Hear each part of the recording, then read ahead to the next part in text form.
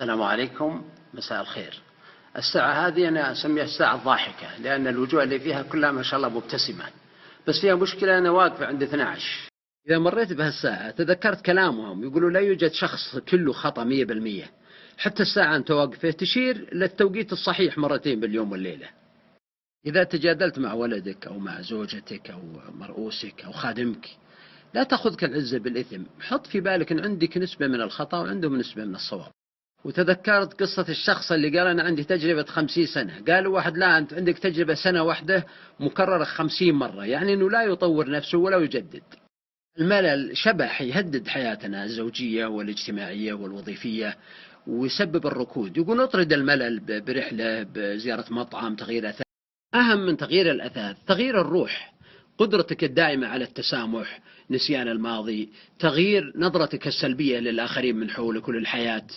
الحياة مي بساعة متوقفة، الشمس كل يوم لا أفق، كل يوم تطلع شمسه، تنفس هواء التفاؤل وقل سيكون هاليوم أفضل بإذن الله. ملك قال الوزير انقش على خاتمي كلمة، إذا قريته وأنا حزين زال حزني، وإذا قريته وأنا فرحان منعتني من الأشر والبطر والطغيان. فكر الوزير ثم نقش على الخاتم لا شيء يدوم. كل ليلة وأنت رايح لنفس الاستراحة، نفس المكان ونفس الأصدقاء ونفس البرنامج، اسأل نفسك ماذا يضيف لحياتك هذا؟ يقولون أنك إذا شفت في الرؤيا أنك تهدي زوجتك ساعة، فمعناه أنك تمنحها ساعة من الفرح والسعادة والمتعة، لا تبخل عليها ولا على نفسك. بس لو شفت في الرؤيا أنه ساعتك متوقفة، معناه أنك تأخرت أو قصرت في شيء وأنت في المضمار والناس سبقوك. ولهذا ابن مسعود كان يقول ما ندمت على شيء مثل ندمي على شمس غربت اقترب فيها أجلي ولم يزدد فيها عملي. ولهذا اجعل لسانك دائم رطب بذكر الله تعالى. باقي الوجوه اللي في الساعة وجوه أطفال يبتسمون طبعا، وكأنها تقول لك حافظ على ابتسامتك، حافظ على براءتك، حافظ على الطفل اللي بداخلك.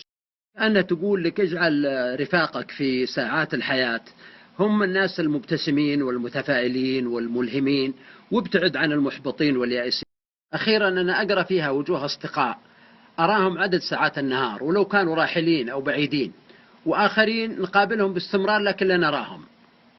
موضوع أصور طبعا يحتمل أكثر من هالكلام، ولكن حضر مرسول يقول مقابل الجيش ولا مقابل العيش والغدا برد، الله معاكم وتمشون على خير.